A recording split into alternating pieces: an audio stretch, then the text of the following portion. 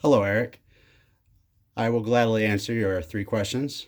First off, I would start, before I get into answering those questions, I want to let you know I would start off with your wardrobe. As you can see from what I'm wearing, you want to kind of go like this.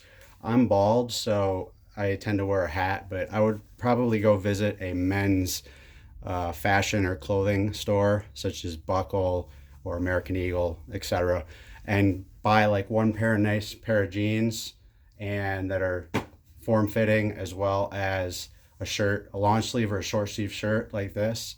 Also, like a V neck is looks fairly good too. And you can choose to wear a hat or not. A lot of places tell you to not wear a hat, so it's kind of up to you. All right, now that that's over, let me get into the questions that you had.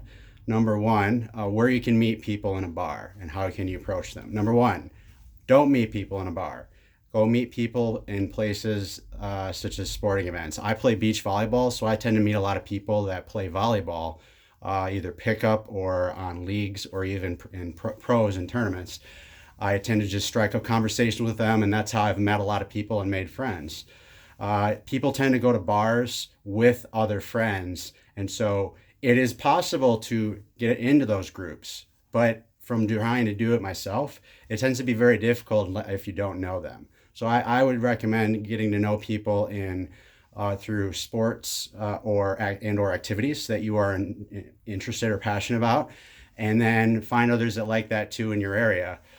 A lot of I've sought out advice on this field as well and been told Meetup, but I would not necessarily say Meetup is a great tool for that. I would probably recommend Facebook over Meetup, and there's other options you can do, from getting to know people in different groups that way, and asking around and just networking. That's how you meet people these days. Number two, how would you operate if you're kind of an exchange student? Somebody's trying to sponsor you or host you in either their country or in their town. I have never been in that situation, but I have watched a lot of people's homes growing up, and takes a lot of trust for that. So I would recommend just being a neat person, cleaning up, offer to help them out with stuff, kind of a little bit of going the extra mile, and then that is the best course of action for getting that family to like you and also learn to respect you. And then the last question you had was regarding flirting.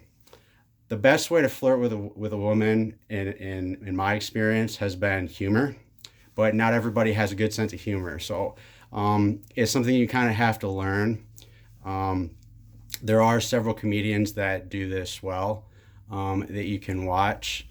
Um, Craig Ferguson is a really good reference. Some of his old videos from late night when he was on, he's a really, I wouldn't say a master, but he's close to being a master of flirting with women. And he's also been married for 12 years, so to kind of do that and get away with it and just be a genuine person, that's kind of rare in a person. So I would recommend watching some of his videos and kind of studying his mannerisms and body language, and kind of try to copy it in your own way. That's very important. You got to be yourself in every situation. You can't make yourself into something you're not. But if some of these things you don't have, it's okay to incorporate that in your personality. You just kind of had to make it your own and learn what works and what doesn't for you.